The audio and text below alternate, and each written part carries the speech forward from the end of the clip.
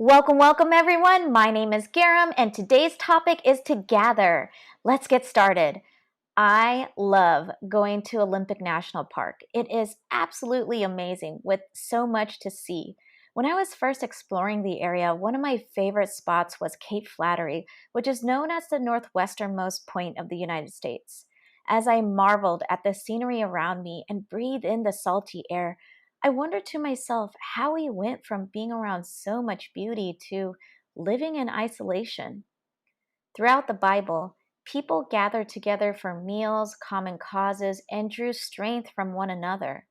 Jesus started with the community of 12 men. After Jesus departed, the church was created and it was lived out in community. Acts chapter 2, verses 42 to 47 says, "They devoted themselves to the apostles' teaching, to the fellowship, to the breaking of bread, and to prayer." Everyone was filled with awe, and many wonders and signs were being performed through the apostles. Now all the believers were together and held all things in common. They sold their possessions and property and distributed the proceeds to all, as any had need. Every day they devoted themselves to meeting together in the temple and broke bread from house to house. They ate their food with joyful and sincere hearts, praising God and enjoying the favor of all the people.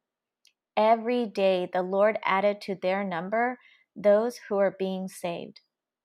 Desiring community doesn't mean you're backsliding on your faith because you're worried that you're not putting God as the front and center of your life. Community was designed by God, and you'll see it all around us.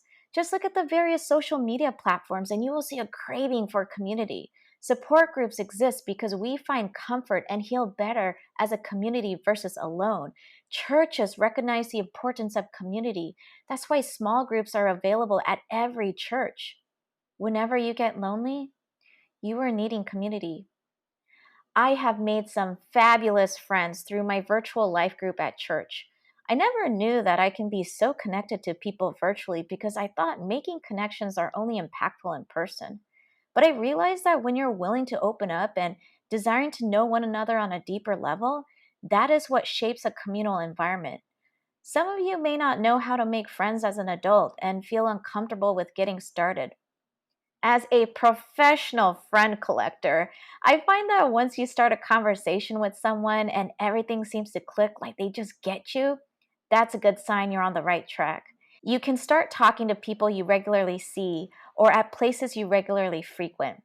If there's no vibe, keep moving. We want quality friends, not friends you loosely know. If you don't know what to say, start with a compliment or ask them a question. Oh, and please don't be the only one asking all the questions. Conversation should be a give and take. This ain't an interview. If you're not willing to be vulnerable with someone, you ain't ever going to make a deep connection with someone. I will admit that one of my greatest weaknesses is keeping in touch with my friends, especially when I am not okay. But yesterday, I called a friend and it was one of the best conversations I've had in a long time. It really made me feel so elated to know that I can encourage someone when I'm feeling down, and in turn, she was able to make me feel overjoyed. These are one of many moments where I just have to thank God for knowing what I needed exactly in that moment.